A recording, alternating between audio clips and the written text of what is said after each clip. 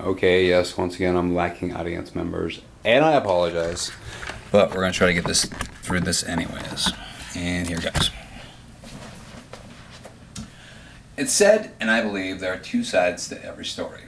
Well, if this is true, then it must apply to all stories. So I want to ask the question, what's the other side of the story we know as American history? Well, once upon a time, not so long ago, there was a man named Howard Zinn who penned the other side of that story. Howard Zinn was an American historian, social activist, and political science professor at Boston University. Today, I want to remember that man and his great literary piece,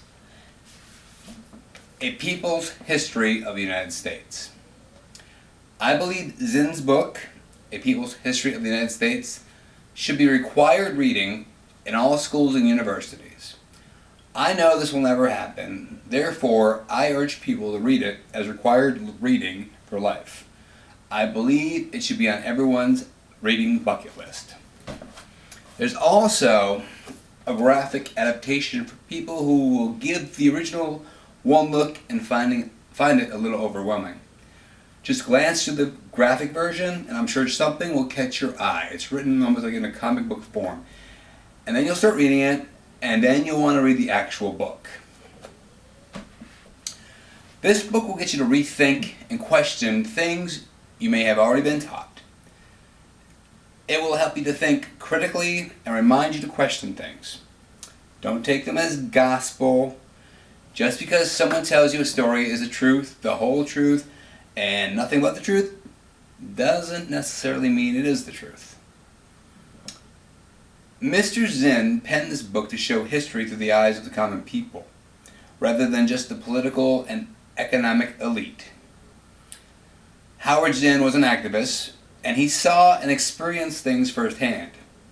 Things that happened during the Civil Rights Movement and during Vietnam.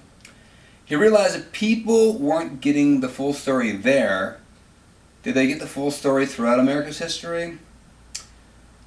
In his book, Mr. Zinn wrote, "The history of any country presented as history of a family conceals fierce conflicts of interest between conquerors and the conquered, masters and slaves, capitalists and workers, dominators and the dominated in race and sex.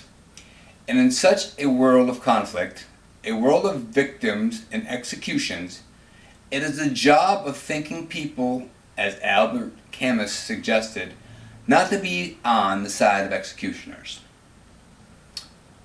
To be a great man doesn't mean you have to conquer nations or fight wars. The pen truly is mightier than the sword. I believe the greatest men are enlightened men who enlighten others. These men do more by themselves with a pen than an army can do with guns or swords. Mr. Zinn was one of those men. I know many men who fear what Howard Zinn wrote. They fear it will create critical free thinkers who aren't told what to think. Generations of people who won't regurgitate what they hear on the news. Mr. Zinn's book is still opening minds and eyes today. It's very empowering. I, for one, am a better person for having read it. I believe you should read it too. It will change the way you think about things. Thank you, Howard Zinn. May you rest in peace. And thank you for listening.